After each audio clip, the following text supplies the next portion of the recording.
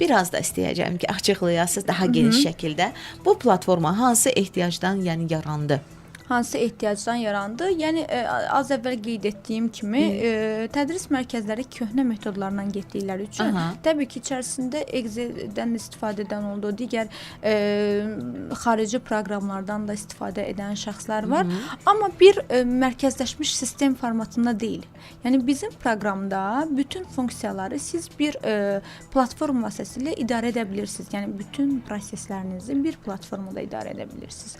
Yəni məsəl üçün bizə müraciət daxil olur.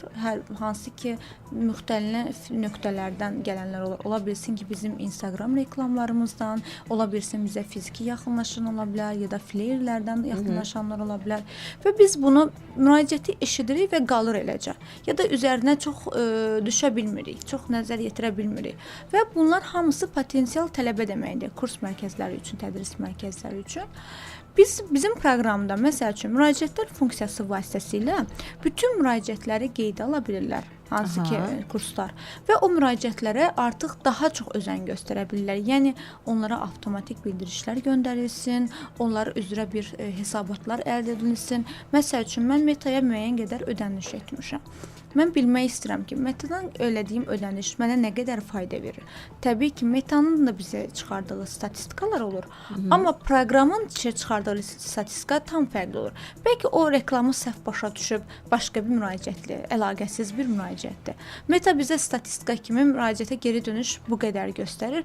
Amma bizə proqrama siz qeyd etdiyiniz zaman artıq onu biləcəksiniz ki, bizim reklamların biz kontentinini ya düzgünmü edirik, düzgünmü reklamı yerləşdiririk. Bunu analiz edə biləcəksiniz. Bu işin biznes tərəfi bir növ. Məsəl üçün bizdə maliyyə axınının izlənilməsi var. Maliyyənin belə deyim, əsas məsələ borclar bilirsiniz ki. Tədris mərkəzlərinin ən qlobal problemlərindən biri də ödəniş nəzarətidir. Yəni maliyyə axınının nəzarətini tənzimləyə bilmirlər. Yəni, təbii ki, bu da iş çoxluğundan əmələ gəlir. Hər dəfə bəzən gecikmələrə utanırlar zəng etməyə, ödənişinizi ödəyin deyə bir neçə faktorlar var. Amma bizdə proqramda avtomatik bildiriş vasitəsilə, yəni tədris mərkəzi borcu olan tələbələrə avtomatik bildiriş göndərir və avtomatik olaraq artıq tələbəyə demək məcburiyyətinə qalmır valideynə ki, ödənişinizi ödəyin. Zaten o bildirişdə görür. Əlavə də olaraq həm bildirişdə əlavə, zaten tələbənin kabineti də olur və kabinetində ödənilməli məbləğini görə bilir. Ki, məsəl üçün, mən bu ay nə qədər ödəniş etməliyəm. Zaten o hər kabinetinə girəndə o ödənişi görmüş olur. Yəni, bu da işi asanlaşdırır. Eyni zamanda davamiyyəti yaza bilirlər. Müəllim hər dəfə dərsə gələndə uşağın davamiyyətini yazır. Davamiyyəti izləyə bilir. Valideyn oradan artıq zəng edib soruşmağa ehtiyacı olmur. Uşaq dərsə gəldimi, gəlmədimi? Təbii ki, balacalarda bu cür problem olmur. Amma yeniyetmələrdə, abituriyentlərdə bu cür dərsə gəlməməzlik, davamiyyətsizlik halları çox olur. Yəni, valideynlərin bir növ nəzarəti üçün bu əsas tətbiq olunur. Büdcədən tutmuş, yəni maliyyə məsələsindən tutmuş.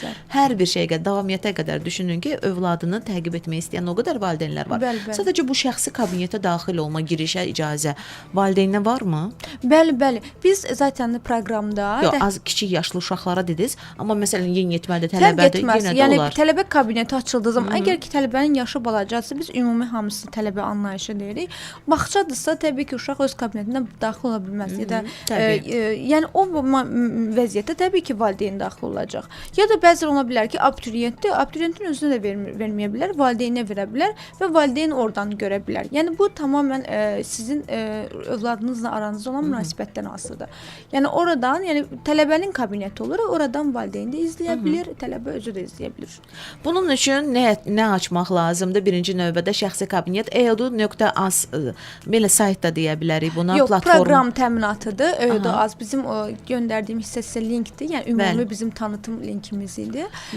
Bunun üçün nə etmək lazımdır? Tədris mərkəzləri bizimlə əlaqə saxlamalıdır. Əlaqə nömrələrimiz 070 507 50 00 070 502 50 00 nömrələridir. Bir daha təkrar edəcəm. Mən də veriliş müddətində 070 502 50 00 EODU platformasıdır.